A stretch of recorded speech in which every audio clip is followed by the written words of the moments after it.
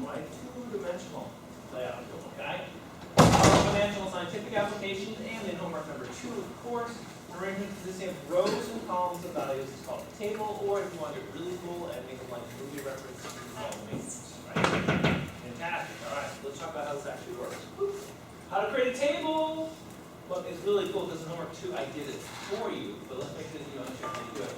So Python doesn't really have a data type for tables. So we've got, what do we have? We've got integers, we've got float, we've got string, we probably have character. We have character also. And we've got this list thing, but we don't really have anything for what's called a table. So a two-dimensional table structure has to be created. We have to hash it together using Python lists. And a table is simply a list of which each element in and of itself is another list. We're going to play a game here. We've got a list of gold medal winning countries. I think it's like an ice hockey or something like that, okay? Canada, China, Germany, Korea, Japan, Russia, and US. We've got gold, silver, bronze, right? So we've got rows, which are countries, and we've got columns, which are gold, silver, bronze. And so if we want to actually go ahead and create a two-dimensional table that contains all this stuff, this is exactly what it can look like. Countries, medals, counts. Fantastic. Okay, great. Now we've got a two-dimensional table. Okay, to access a particular element in the table, because once you got the table, that's great, but it's not going to do any good if you can't actually reach into the table and get data out of it, right? So what you're going to have to do is you have to specify 2 index values. In terms of what we're talking about here, which is gold medals or silver medals or bronze medals, I got to tell you, number 1, what country, and then number 2, I got to tell you what type of medal. Okay? If I tell you those 2 things, I can give you a number that'll tell you how many of those types. The medal count counts 3 and 1. All right. So 3. So we start off counting at what number? 0.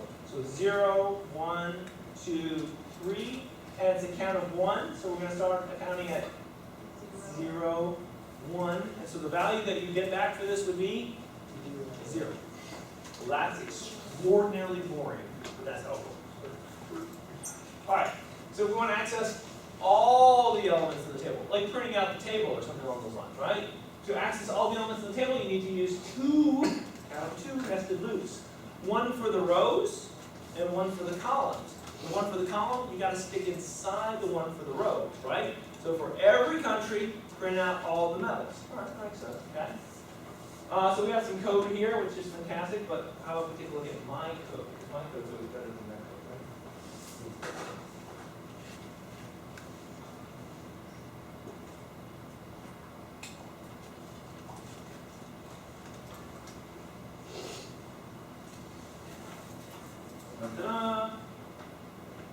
First, of course, note the attractive comments at the beginning. Okay, so we got 3 constants. Countries is 7.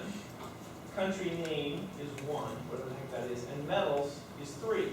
Okay, we're good with this. So we've got our counts equals. So counts is the name of the table, which is really a list of lists. Okay. Now, I changed things up a little bit here. I actually worked the title of the country in. So it says Canada 101. That would be gold, silver, bronze, right? China, Germany, Korea, Japan, Russia, and the United States. Fantastic. Now we want to print out all elements of the table. So how are we going to do this? For I in range countries, for I in range countries, what's that going to do?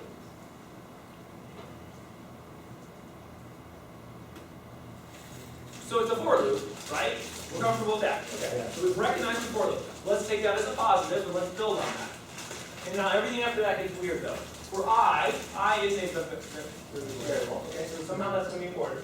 And now we got this range countries business going on. So what's going on with range countries? So first off, what's countries? So it's a variable that's set to 7. So it's really range 7, right? Another way to read that. Okay. So I'm in range 7. Huh? What's that about? What's gonna happen here? I think so. So what's gonna happen is the variable I, as it goes through the for loop, is gonna first take on the value of 0, and then it's gonna be 1, 2, 3, 4, 5, 6. So subtleties here. When you just have range and a number, it says, great, do the loop from 0 to that number. But it's actually really not to that number, it's really to that number minus 1. Python's going to come up and it's going to sneak you, or maybe I should say more appropriately, your midterm is going to come up and bite you in the butt. Gotcha? This is just the kind of stuff you see in the midterm. Just saying, just saying. Okay, process the ice road. Now, what I is really what? It's really the countries. Right. So we've got countries, so we're missing our amendment. So we still got to do metals. We've got to do metals for every country, right? Yep. For J in range, metals plus country name. So metals is what? Country name is what? 3 plus 1 is. Okay. So J in range 4, right? So what values would J take on? First off, it will start at.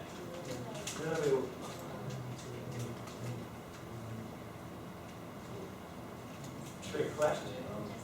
Gotcha. So we'll take on 4 values, starting at, so it'll take on 0 to, there you go. Excellent. Fabulous. You got it. All right.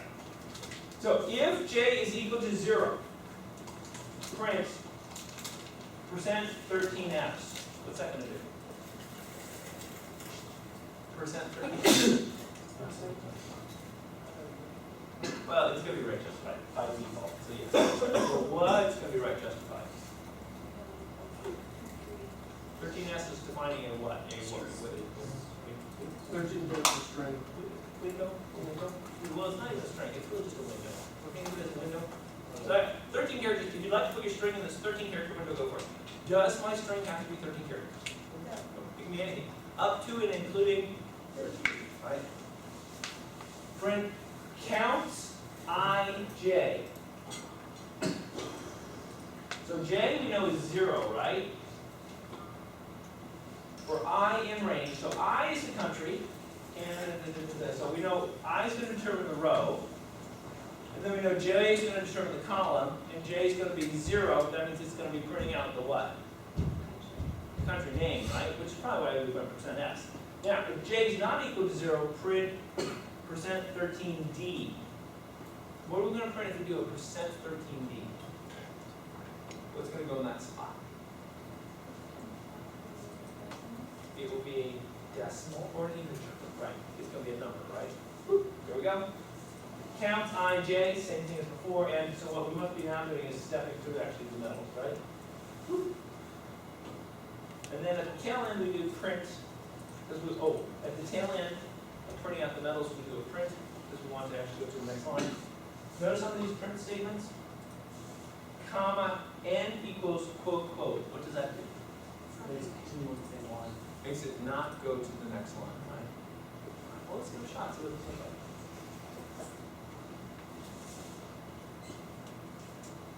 like. Woohoo! Is that pretty or what? So over here we printed out country name, %13s, right? And then over here we printed out %13d. We did gold, silver, and bronze. Rough and roll. Not too hard. We can handle tables with the best of them.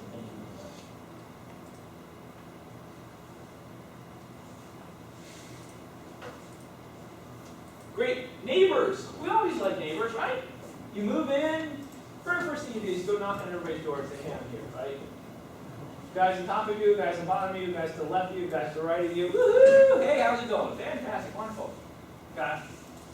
If it's necessary to do that, then you have to be careful about computing neighbors in the boundary of the list. Basically, you have to have, if you were here, you could find this neighbor and this neighbor and this neighbor. Can you find this neighbor? So you'd have to be double, super careful on that one. Okay. So you have to make sure the element is located at the top or bottom. Okay, well, let's take a look. I think I can go here. But now,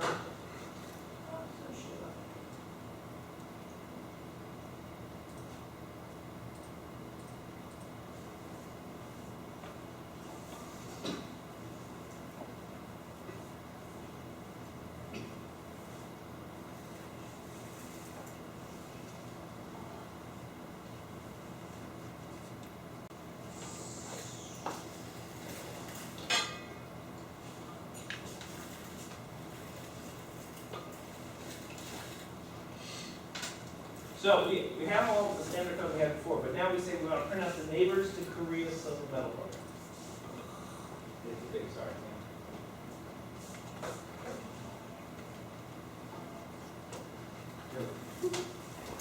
Okay, so we are Korea, and we're Korea's silver medal program. Then the neighbors we're going to have is Germany's silver medal program, which is what? And we're going to have Korea's gold medal program, which was what? And Korea's bronze medal program, which was, and then the other neighbor we're going to have is going to be Japan's silver medal program, which is, so we want to be able to access all those different locations based on where we're at. And so we take a look at our code here. So we do a couple blank lines. We say print north, which would actually be just on top of us, countries, counts. Now 3, 0, 1, 2, 3 is Korea. So 3 minus 1 is what? 2 at location 2. Okay, so 0, 1, 2, Germany, which is on top of Korea, and at location 2, which would be 0, 1, 2. So it must be that location, right? That would be north of where we're at. Yay! Cool, that print that out. Then we say print west, which is count 3, which we know is Korea, right? So we know that's the row. And then we want to do column number 1, which is one before Korea's silver medal program. Print east, which would be one beyond us, so it would be 3, 3. Because remember, we're actually at 3, 2 for the silver medal program. And then we want to do west, actually south. Should be south. Counts 3 plus 1, which will be down 1. And it should be, I think, Japan's silver medal program.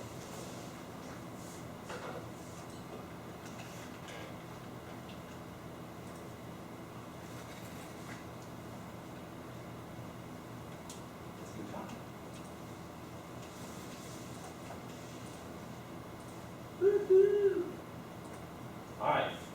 So we say these are all the neighbors to the Korean silver medal program. So we say north of it, so here's the silver medal program. North of it we say is 0. Is that correct? We say west of it should be a 1. And we say east of it should be a 0. And we say south of it should be a 1. Fantastic. So once we know where we are in a table, we have access to all the other items that are there.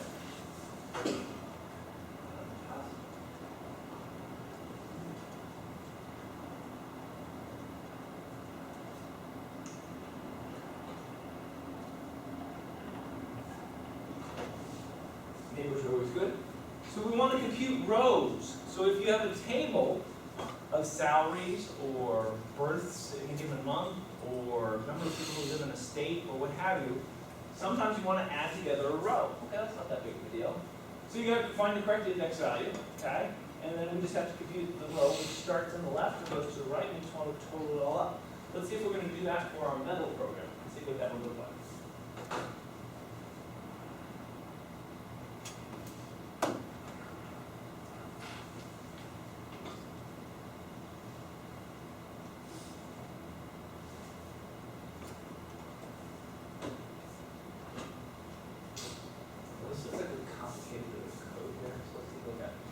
Calculate the total number of medals won by each country. Okay.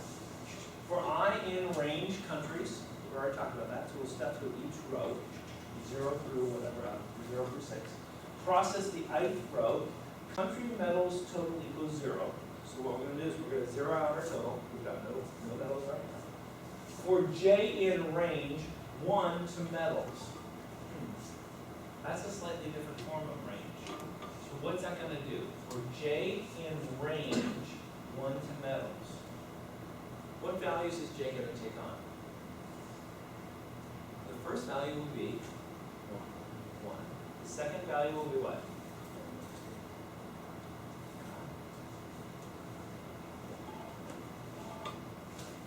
Maybe something I do too. Well, take a look at that. And the process for J column it up. We have country medals plus equals, which is our cool insider way of saying country medals equals country medals plus counts IJ. Cool. All right. Print 13S, 2D, print the number of counts.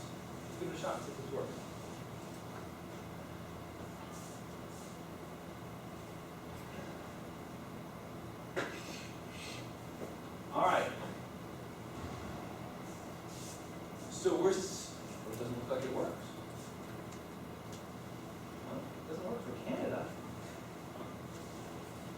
work for China?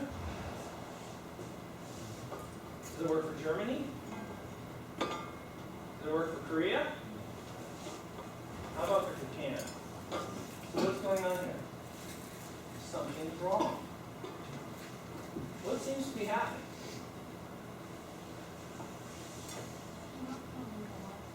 That's right. Why aren't we counting the last one?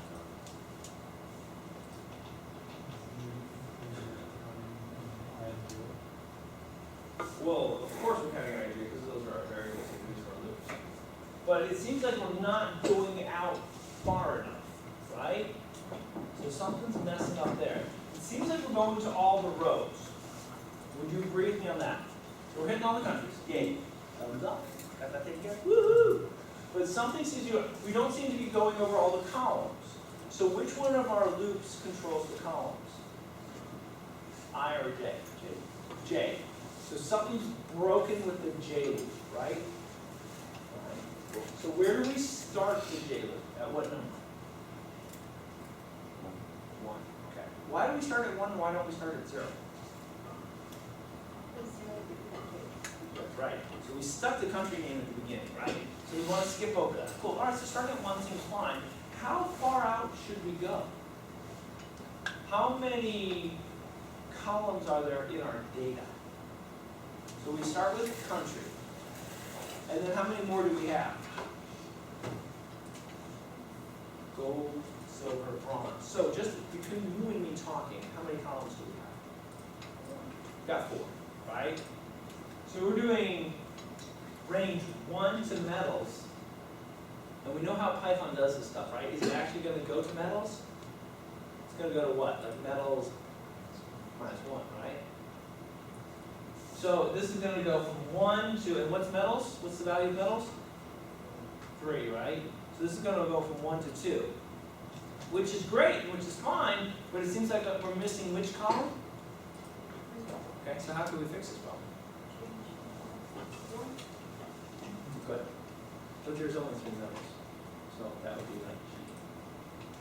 So what was that? Same concept, but a different way of accomplishing exactly the same thing. Because my problem is here. What can I do here? Because I guess I want to stretch out one more column, right? What can I do to get this to stretch out one more column?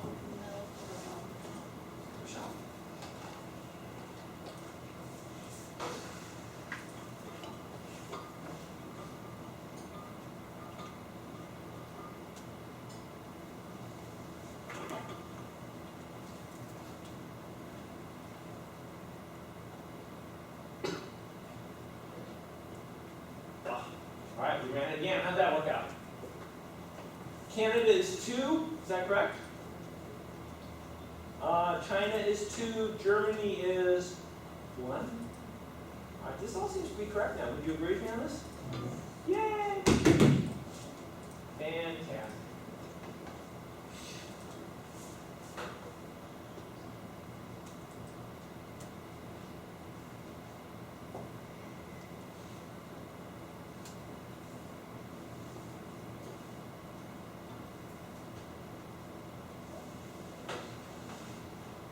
As long as we're doing it, let's do computing column totals, shall we? So column totals are the exact same thing as what we just did. We just do it top to bottom, right? So we want to add up the number for each country. Ching, ching, ching, ching, ching, ching, from top to bottom. So we should be able to do sort of the same thing. Maybe we just flip around our J's and our I's.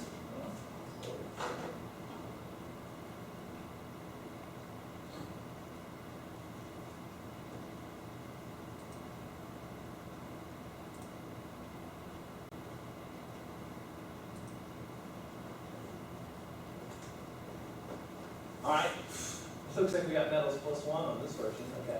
Down here, let's take a look. Calculate the total number of type in each metal 1. So we're going to come up with the total number of gold metals 1, total number of silver metals 1, and total number of bronze metals 1, right? Okay, that's pretty good. So how are we going to do this? For I in range 1 to metals plus 2. That seems a little strange. I'll have to figure out what's going on actually there. Process the ith row. Metal type total equals 0. Okay, we understand that. For J in range of countries, okay, well we know that, we have to go to each country, right? Process the jth column in the ith row. Okay? Metal type total, our really cool plus equals comps JI. Okay, so we sort of switched our J's and I's at this point in time. Okay? Let's give it a shot and see what this does.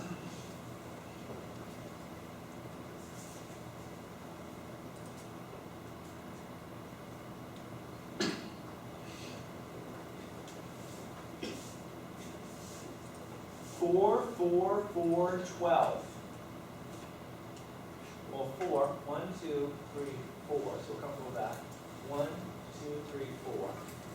1, 2, 3, 4. And we added them all up. Remember last time we added it, we had a total, so we had a grand total, and it comes out to a total of 12 across all three areas. Well, that worked out pretty well, but that's still sort of freaky how we got that metals plus 2 business going on. Let's see what happens if we change that to metals plus 1. I wonder if we get exactly the same number.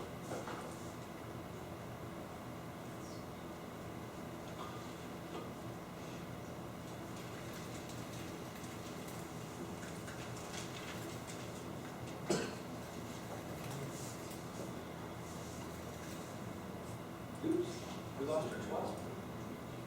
We must have had plus 2 because we added one more column where we stuck the grand totals for each country, right? Well, good check you there. All right, my bad.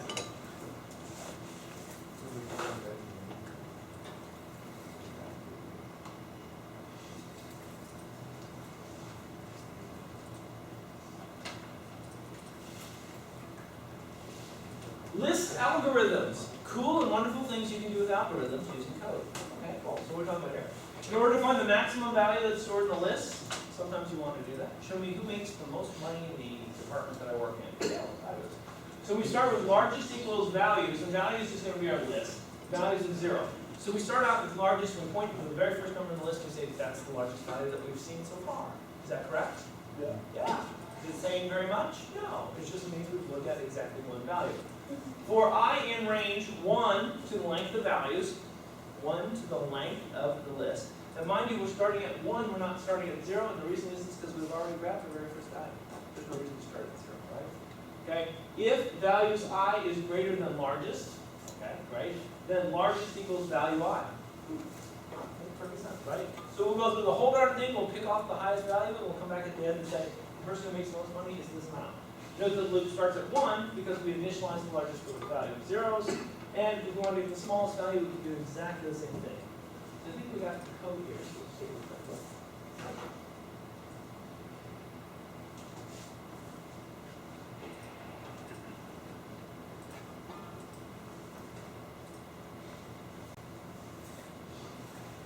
We're still messing up metals, aren't we? Determine which country got the most metals. Okay, cool. Largest is counts equals 0. Okay. Okay, largest counts 0. What's that actually mean?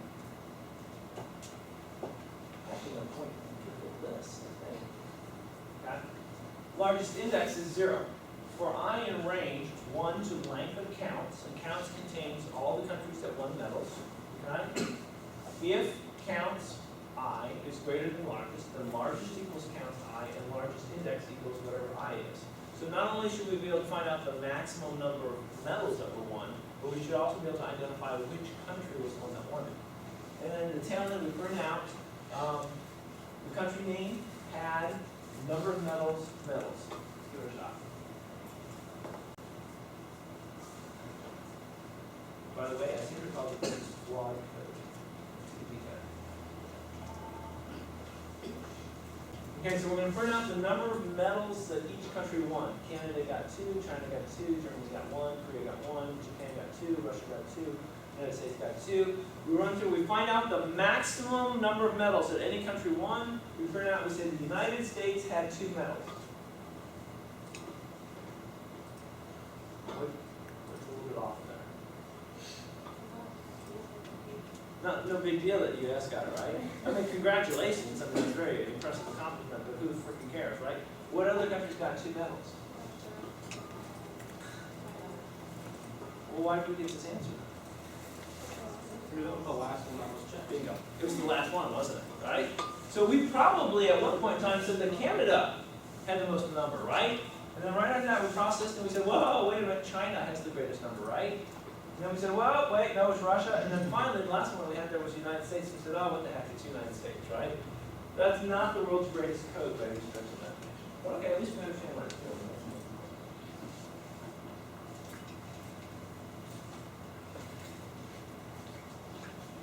We can fill a list. Once again, when you create a list, brand new, woo, fabulous, it's got nothing in it. So you gotta stick some stuff in it. If you have something to stick in it, great, go ahead. If you don't have anything to stick in it, you're gonna calculate it later, or you're gonna get it from the user, stuff like that. That's okay too. You can automatically fill it with a bunch of blank data. So n equals 100 values, which is gonna be our list. We set up to be basically a blank list. Yeah, it's a list, but it's got nothing in it. Then we say for I in range n, so up goes up to 100, values dot append 0. Which basically means we're just going to throw zeros in there.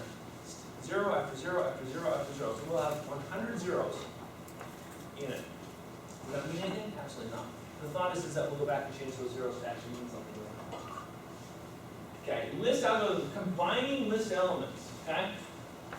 So if you want to get a sum of list numbers, you can simply call the sum function. So there's something that allows you to, if you just have numbers in the list, you can sum the list and get this is what all the numbers are. But if you have a list of strings in the list, and you want to stick all those strings together, you can't sum them. You have to do something special. So if we want to stick all the strings in a list together, we'd start with result equals nothing for element in names. Because remember, that'll step through the actual list. We say result equals result plus element. Let's see how this would actually work.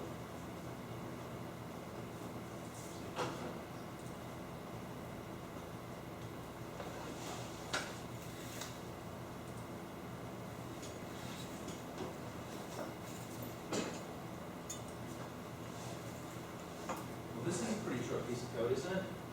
Okay, names. January, February, March, April, May, you get the gist of that.